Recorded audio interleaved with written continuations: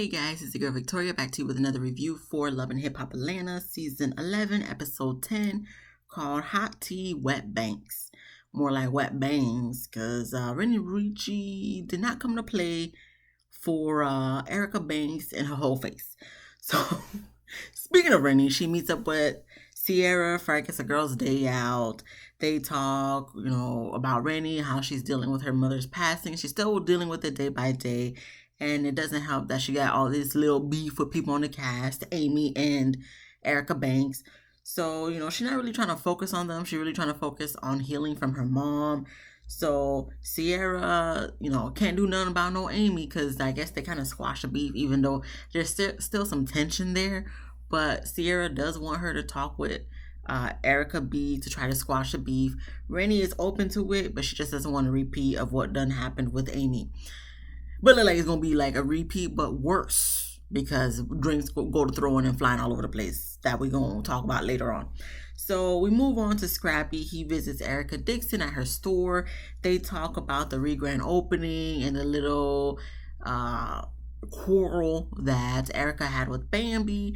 And Scrappy is pissed, saying Bam is bringing up old stuff. It's old, it's like kind of done and dealt with, so to speak. He don't say this word for it, I'm just paraphrasing. So, he's not really trying to do all that, fizz naive that Bambi trying to come up with all that animosity. So, I guess he gonna try to holler at the Bam. We don't really say this, but later on in this scene, Erica was like, I'm gonna just let you handle it. But it looks like y'all gonna handle it, Erica, meaning you, your daughter, your daughter's grandmother, parent on her, on her dad's side, and Diamond. So all you guys are coming together to go against Bambi. So looks like y'all gonna be the ones to work that out or situate that or handle that, so to speak. So it is what it is. But then they go to the video of Imani calling Bambi that lady. So Scrappy first said, she used to call him that man. So he kind of had to set her straight with that. But that's just the way she talk and whatnot. And, maybe it's my ignorance, But for me, I'm just like, a lot of people be like that lady or that man over there. So for me, I was kind of like, I didn't really take it as anything, but at the same time, seeing in context and, the way she kept reiterating that lady in the video that I've watched of her live, I'm like, okay, I can see how she takes offense. But if she were to say it just once, we probably wouldn't even really catch it. We would have catched it, but not to the point where it became to this extent, to this point where we're talking about it like this multiple times, when it happened on social media to now on the damn TV show. So Scrappy wasn't really saying nothing about it, but, like I said, Erica told him he needs to handle that. Does he handle it? I doubt it. So then we move on to Jessica. She's in a hospital for surgery to remove her endometriosis. That's what she says. But I feel like more specifically, she meant her fibroids. She never said it for the rest of the episode, but okay, she's going in for surgery. We do see later on it does go well, but her sisters are there for support. So I'm like, okay, cool. So any type of surgery is something you got to be a little nervous about. I get it. So, I'm just fingers crossed. Like when I was watching the scene, I'm like, fingers crossed for you, Jessica. We then move on to Erica Mena and Sierra. They go to visit Bambi. They have a little girls' night because they haven't hung out since before Sierra and Erica Mena kind of not really ambushed Scrappy, but kind of, brought up his situations he had going on that had nothing to do with them. So now they're kind of regrouping to see what's been happening. So what they talking about Safari? We just talked about Safari yesterday because he's on Love and Hip Hop Miami and he's on Love and Hip Hop Atlanta. So what are they talking about? What we saw yesterday on Love and Hip Hop Miami, which is Amara's twins' birthday party, him showing up, giving the twins Rolexes, Erica letting us know that he has not given their kids that they had together any Rolexes, and he just be showing out. And, I guess they kind of shocked that Amara and him are kind of seeing each other, even though she kept swearing up and down that ain't nothing going on between them on the family reunion and whatnot. And Erica was like, well, this is what he do with all the females. He try to act like, it's all about them and their kids and stuff. He did that with my firstborn. And now it's to the point where when we moved in together, my firstborn didn't even want to live with us because, he felt like Safari was fake. So, I mean, is she wrong? Because I just said this yesterday in my video for Love and Hip Hop Miami. Amara, I don't know why you trying to make it seem like he do all these things for you, buying you flowers and stuff, because he literally does that to every female he goes with. Every female he talks to, he literally does the same thing. So the fact she trying to make it seem like she's the special one, not really. You're just added to the list. But if you want to be added to the list and see what he got going on in the sheets, that's all you, American. That's fine. That's fine. You just don't have to be in a relationship with him. You know what I'm saying? You could be friends with benefits, like I mentioned yesterday. But to the point we in a relationship, it's kind of it's not one of your best choices. I don't even know if they're together present day, but hopefully not. Because like I said, I don't think it would have worked out anyway. But back to these girls talking, Erica, finds this is the perfect opportunity to let it be known. Listen, we've been hanging out because he came to the house, I think 3 a.m. or whatever she said. And, he was boohoo crying, saying he missed her and the family. He wants to get back. So, of course, Erica thinking maybe he done change and, took him back inside and didn't get back together. But she did show a video of them canoodling in bed together. And I don't know if it was Bambi or Sierra who asked, did they have sex? And she was like, no, I was on my period. But I don't know if she did something to him or if he did something to her in regards to fellatio, oral sex or whatever the case may be. But something done happened and they looking at her like, ooh. But I'm just kind of just in conversion because of the fact that she talks so much crap about Safaree this, Safaree that. But, I always used to be like, why are you so pressed? But it makes sense now because you still effing a man. You may not have had sex that night because you was on your period, but best believe I bet you $5. It's only 5 because that's all I got. But I bet you $5. They still canoodling, because not saying this happens every time, okay? A lot of the times, okay, when you have a baby mama, baby father, y'all not really in serious relationships like that. Sometimes they may be in serious relationships because people just ain't SHIT. But you gonna be connected to someone forever if you have a kid. I don't care about they be talking about 18. Ain't no 18 years, okay? You gonna be connected to someone forever because y'all had a kid. So a lot of people be spinning the block. Still having sexual relations with their baby mama, still having sexual relations with their baby father. And Erica and Safaree are the prime example of this.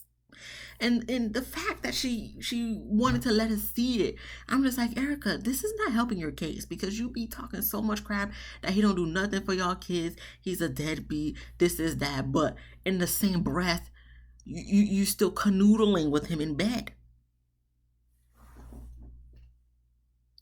So after this, Erica,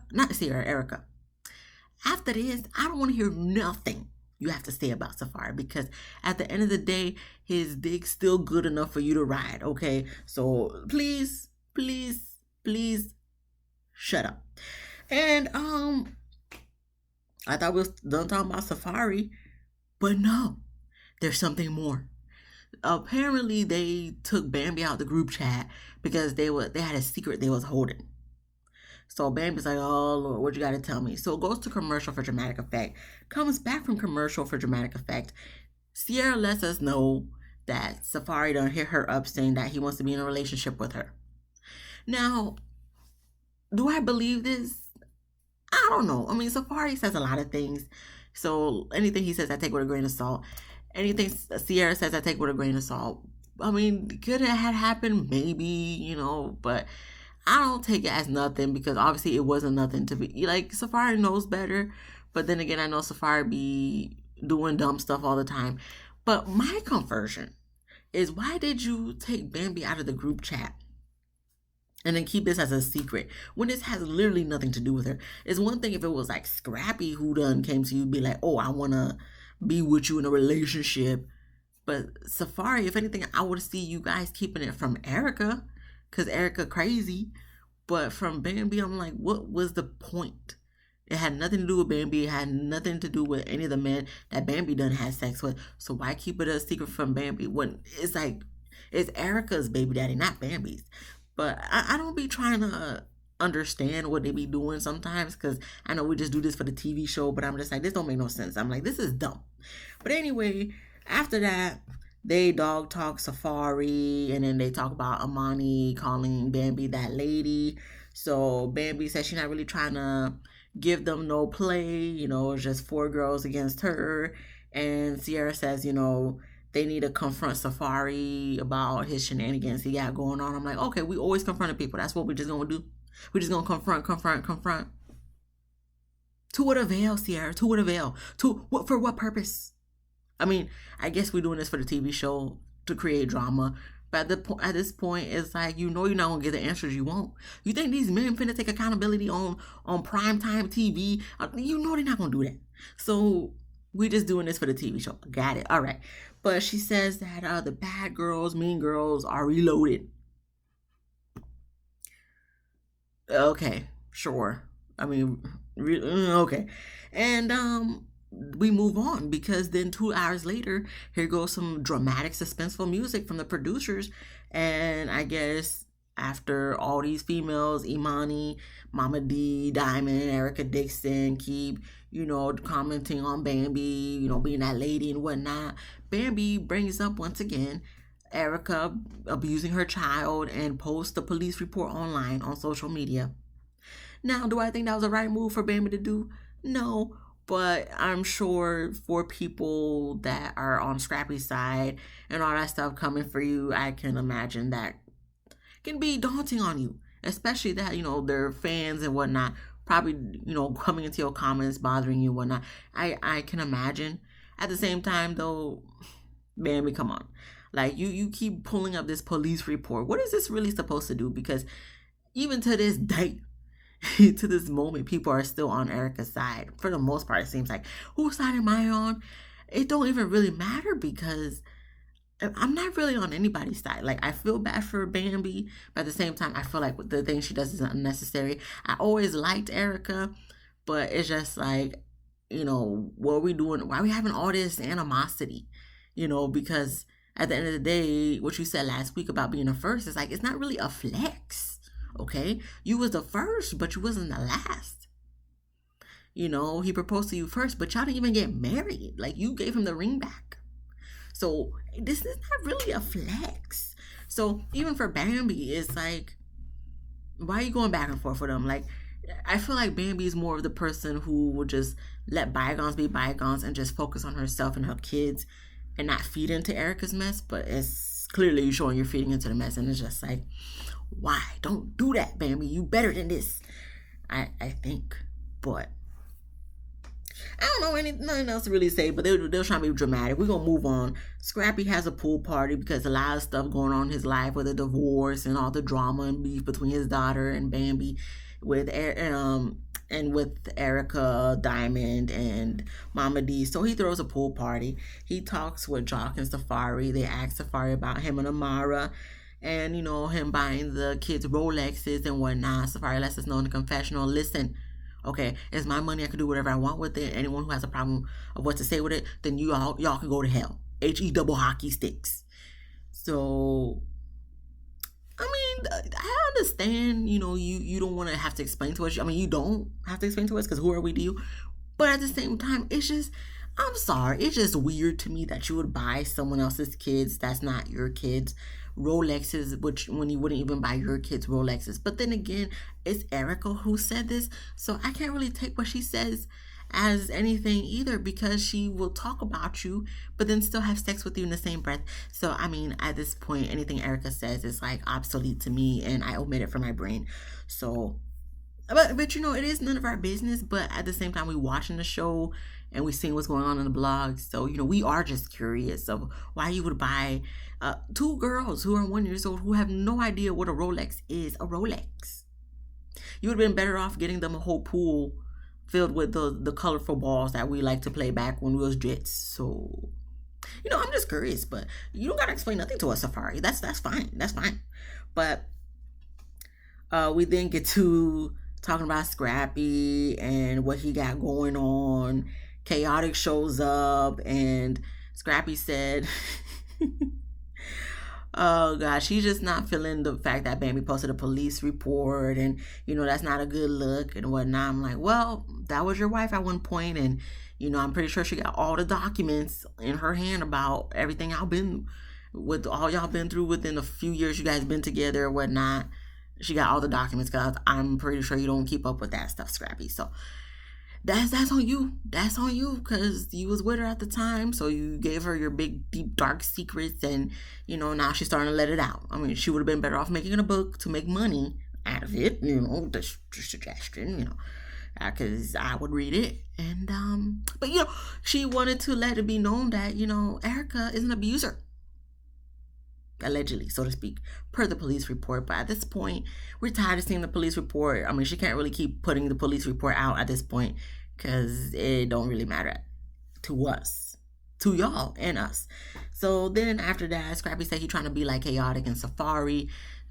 Chaotic is just like, you gotta stop being married and stop being monogamous and get to, I don't even know what he said. First it was polyester a couple episodes ago. Now he said something else. He can't even say polygamy, polygamous. Chaotic is just being chaotic. So okay, that's fine. But after all that, we see somebody coming up, okay? And then we see Diamond, okay? Goes to commercial for dramatic effect, comes back from commercial for dramatic effect. I'm just looking at Diamond. I've been looking at her the past couple episodes, even on the red carpet for the BET Awards this year, and I'm just like, is it me, or does her face look different from back in the day? Does her face look different from like the sisterhood of hip hop?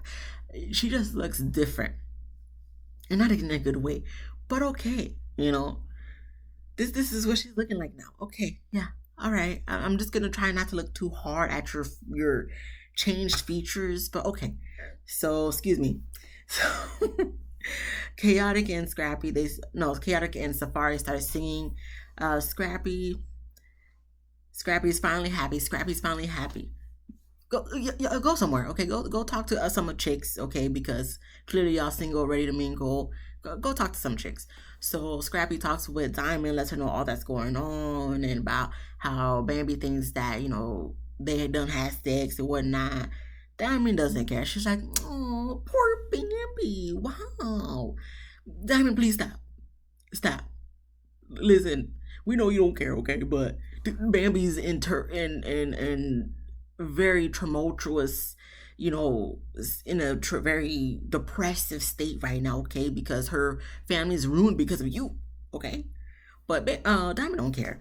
So then that's when Scrappy talks about her little minions, Bambi's little minions, Erica, Manna, and Sierra. Diamond said that they need to stay in their lane, and Bambi needs to keep her name out her mouth. Bambi don't really talk about you though, Diamond. So I think we're good on that end. But of course, talk your talk your shit. If that's the case, go ahead. We'll give you a few seconds to talk because you probably not going to come back on this season. But if you do, that's fine, I guess. I don't know what's going on with this season. Everybody just be popping in, popping out. So whatever. Last thing that Diamond says about Bambi is her being in Benzino's hot tub and all this stuff, which, I know people keep bringing it up, and I'm pretty sure Bambi's tired of hearing it.